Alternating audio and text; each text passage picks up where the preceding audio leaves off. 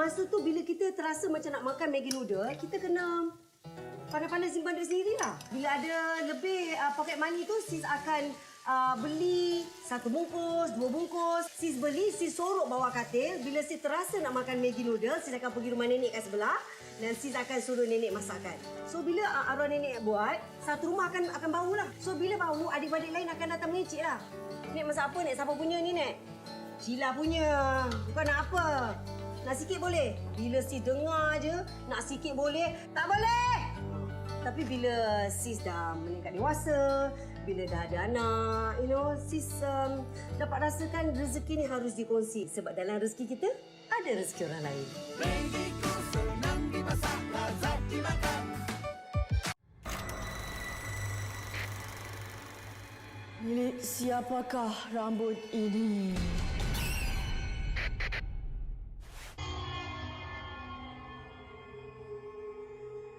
Sis, saya kan selalu setiap study.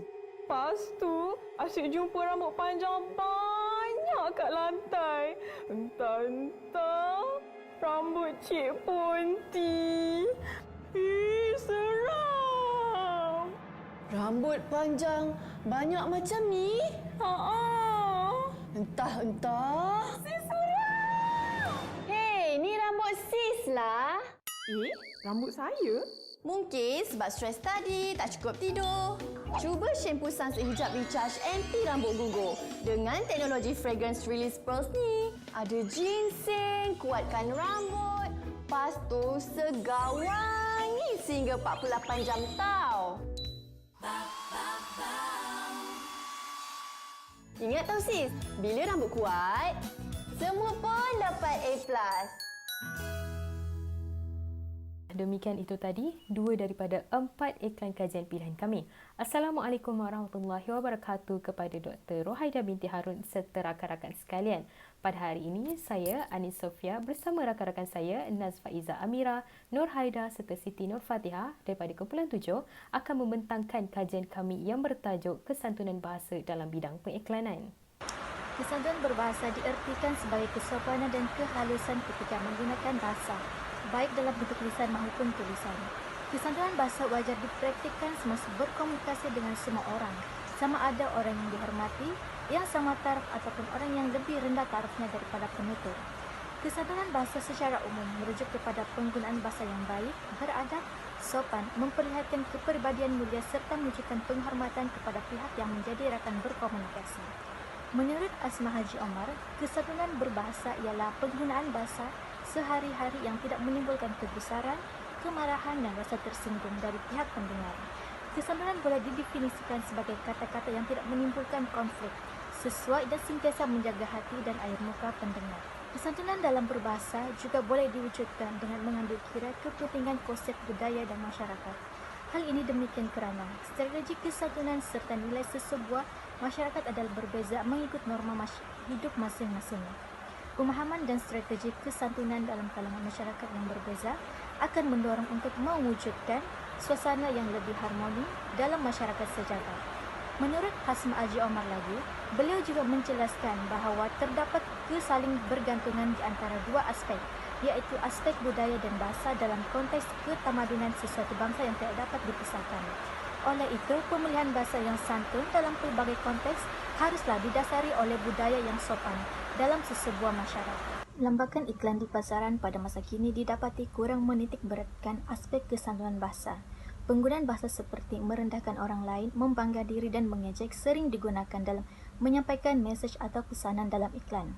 Penggunaan bahasa yang kurang sopan dan dianggap kurang beradab sering digunakan sama ada dalam sedar ataupun tidak. Kegagalan dalam menerapkan aspek kesantunan bahasa dalam iklan akan memberikan kesan yang mendalam yang mampu menyentuh perasaan para pelanggan. Selain itu, secara tidak sedar, pengiklanan juga boleh mencemarkan budaya. Pencemaran budaya melalui bidang pengiklanan boleh dilihat melalui eksploitasi kaum wanita, menggalakkan sikap boros dalam kalangan masyarakat serta penggunaan bahasa yang bertujuan untuk merendahkan seseorang itu. Eksploitasi terhadap kaum wanita berlaku apabila sesebuah iklan itu memerlukan perkhidmatan model perempuan yang berpakaian menjolok mata. Secara khususnya, kajian ini mempunyai dua objektif utama, iaitu Pertama, mengenal pasti aspek kesatuan bahasa dalam iklan terpilih. Yang kedua, menjelaskan dan menganalisis aspek kesatuan bahasa dalam iklan kajian. Batasan kajian pula terdapat dua, iaitu batasan kajian pertama adalah pengkaji hanya memfokuskan kepada dua jenis iklan, iaitu iklan makanan dan iklan kecantikan. Pengkaji memilih dua jenis iklan ini kerana penghasilan produk makanan dan kecantikan boleh diibaratkan seperti bagai cendawan tumbuh selepas hujan. Batasan kajian yang kedua pula adalah pengkaji hanya memilih iklan yang berbentuk video pendek. Video pendek yang dipilih adalah berdurasi 1 hingga 4 minit sahaja. Hal ini kerana video-video pendek yang dipilih memaparkan penggunaan perkataan dan ayat yang mematuhi aspek-aspek kesatuan berbahasa. Baiklah, seterusnya adalah kepentingan kajian. Salah satu kepentingan bagi kajian ini adalah untuk memberi pengetahuan dan pendedahan tentang kesatuan bahasa dalam iklan kepada umum. Selain itu, kajian ini juga penting kerana boleh dijadikan sumber rujukan bagi para pengkaji di masa hadapan yang berhasrat untuk mengkaji kesantunan bahasa dalam iklan terpilih. Bagi skop kajian pula, fokus bagi kajian ini adalah penggunaan beberapa aspek kesantunan bahasa. Kajian ini dilakukan untuk mengenal pasti aspek kesatuan bahasa dalam iklan terpilih, iaitu 2 iklan makanan dan 2 iklan kecantikan. Kajian ini juga dilakukan untuk membandingkan penggunaan aspek kesatuan bahasa dalam keempat-empat iklan yang dipilih, serta menjelaskan maklumat dan penggunaan setiap aspek kesatuan bahasa yang terdapat dalam setiap iklan yang dipilih. Di dalam kajian kami ini terdapat 5 aspek kesantunan bahasa. Yang pertama ialah ungkapan bertata susila, yang kedua ialah penggunaan kata ganti nama diri yang sesuai, yang ketiga ialah penggunaan bentuk sapaan, gelaran dan panggilan kehormat, yang keempat ialah penggunaan bahasa halus, kiasan dan simpulan bahasa, dan yang kelima ialah penggunaan intonasi, nada suara dan ciri paralinguistik yang sesuai. Aspek yang pertama ialah aspek ungkapan bertata susila. Ungkapan bertata susila merupakan penggunaan kosakata yang sopan dan halus, baik secara tulisan maupun lisan. Penggunaan ungkapan dalam semua iklan ini menunjukkan kesantunan kerana semua kosakata yang digunakan menunjukkan kehalusan dan juga kedengaran sopan.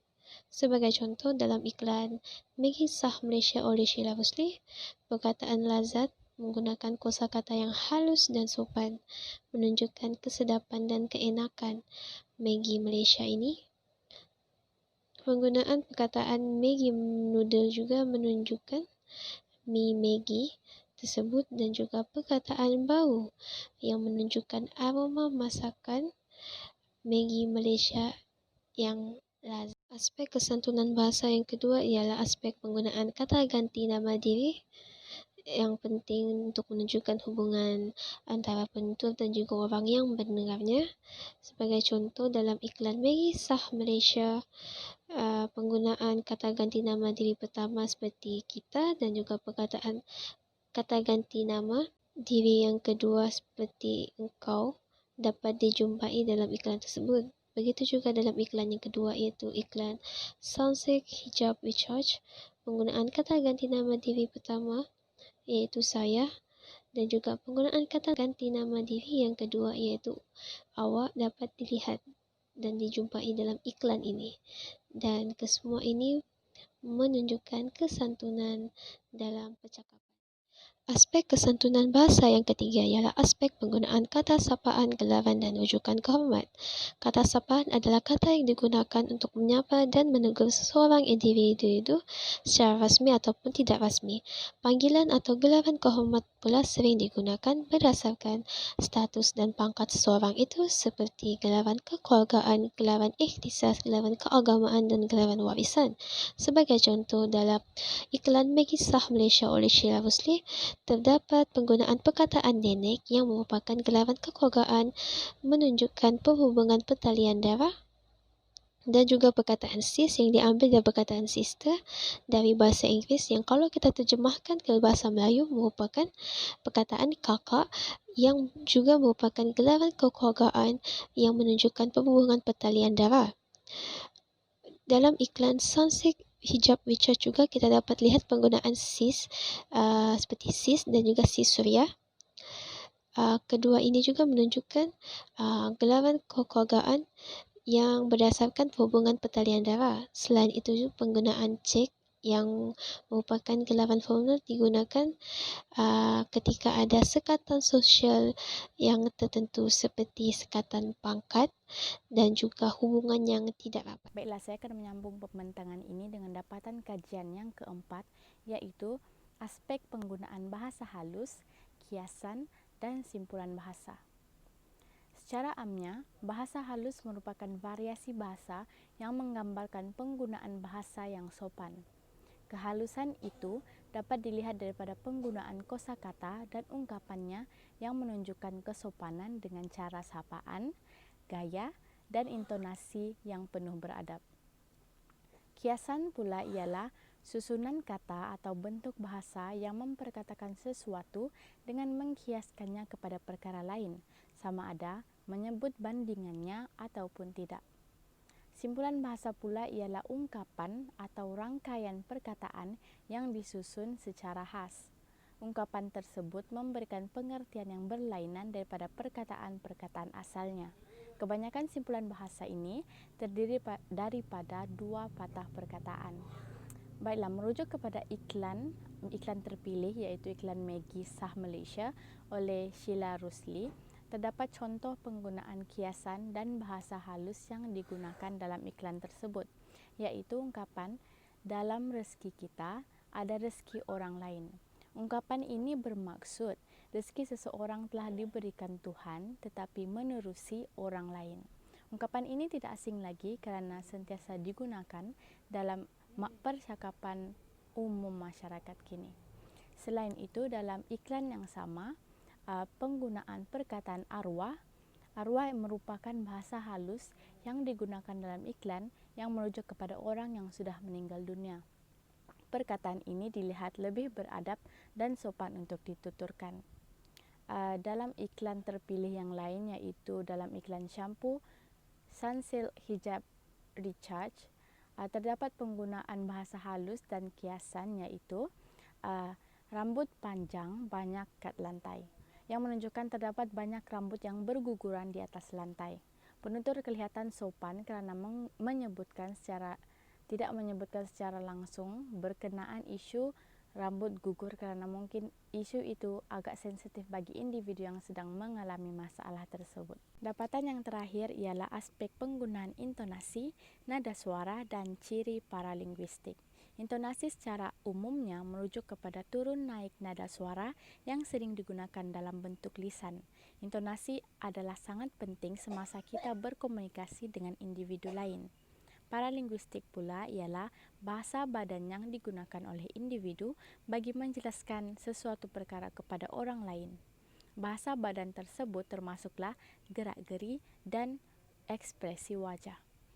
Contoh penggunaan intonasi tinggi dalam iklan kajian dapat dilihat dalam iklan Maggi Sah Malaysia oleh Sheila Rusli, iaitu ungkapan tak boleh. Penggunaan intonasi dan nada suara tinggi ini menunjukkan amaran kepada individu lain dan ianya mencerminkan ketegasan dalam pertuturan dan emosi individu. Contoh kedua merujuk kepada penggunaan bahasa badan dalam iklan Sunsilk Hijab Recharge, iaitu baiklah. Bahasa badan yang ditunjukkan adalah anggukan yang bermaksud bersetuju.